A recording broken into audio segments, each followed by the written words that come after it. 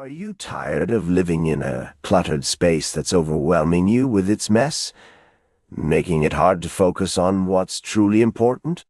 The truth is, clutter can affect our mental health, relationships, and even productivity. If you're feeling like you're drowning in stuff, it's time to make a change and adopt a minimalist lifestyle. But where do you start? Minimalism is all about simplicity. Simplicity that comes from living with only what brings you joy or serves a purpose.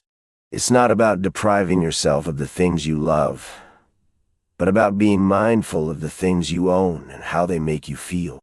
Think of it as a digital detox for your closet, your bookshelf, and your entire living space.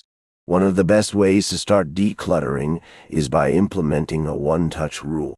This means handling each item only once, either putting it away, donating it, or tossing it in the trash. When you're sorting through your belongings, ask yourself, does it bring me joy, serve a purpose, or have sentimental value?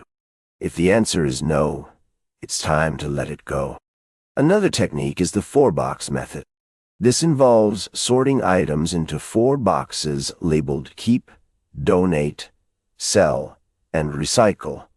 This simple system helps you categorize your belongings and make quick decisions about what to do with them. Remember, the goal is to keep only what brings you joy or serves a purpose. Decluttering can be overwhelming, especially when you're dealing with sentimental items like family heirlooms or mementos. In these cases, consider creating a memory box where you can store a few select items that hold sentimental value. This way you can still cherish the memories without cluttering your space. Another thing to keep in mind is the concept of stuff density. This refers to the amount of stuff you have in a given space. When your space is cluttered, it can feel overwhelming and even suffocating. By reducing the amount of stuff in your space, you can create a more peaceful and calming environment. One of the biggest obstacles to decluttering is guilt about getting rid of something that was a gift. Guilt about letting go of something that's just in case. But the thing is, holding on to these items can actually cause more stress than it's worth. So let's talk about guilt and how to overcome it. In the next part of this series, we'll dive deeper into the concept of guilt and how to overcome it when decluttering. When we're decluttering, it's normal to feel a twinge of guilt whenever we come across an item that holds sentimental value or was given to us by someone special. This guilt can stem from the idea that getting rid of the item means we're disrespecting the person who gave it to us or dismissing the memories associated with it. But here's the thing, keeping these items around doesn't necessarily mean we're honoring the person or the memory. In fact, clutter can often obscure the true value of these items, making it harder to appreciate them in the first place. Think of it like this. A photograph can evoke a powerful memory, but if it's buried under a pile of clothes and papers, it's hard to fully appreciate its significance. By getting rid of the clutter, we're actually making space for the things that truly matter, the memories, the emotions, and the relationships that are worth holding on to.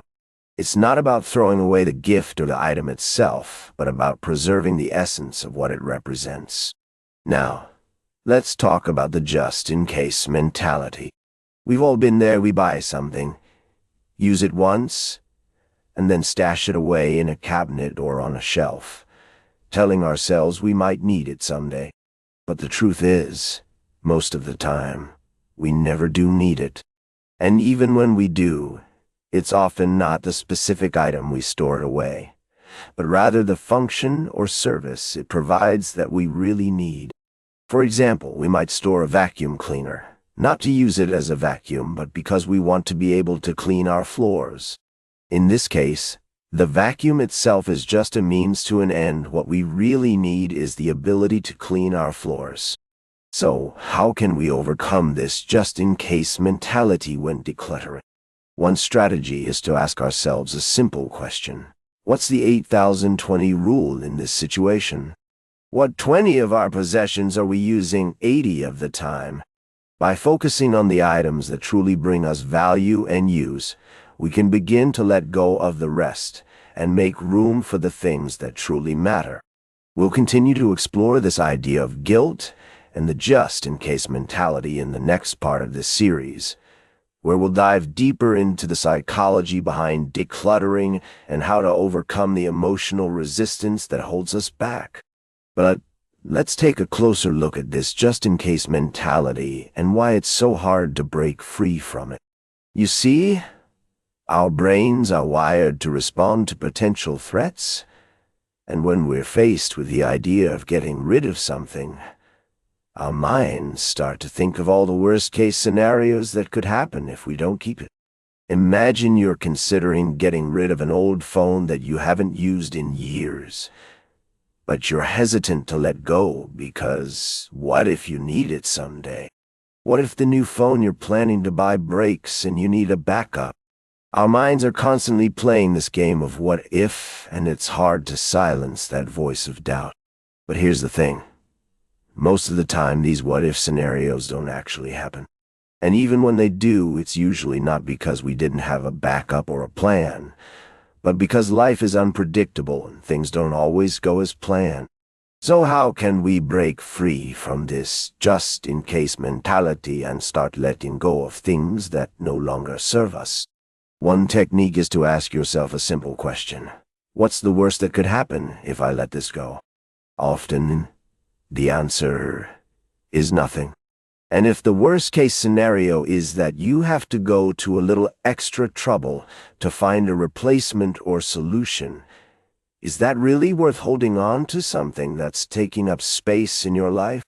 Another technique is to practice what's called reverse engineering.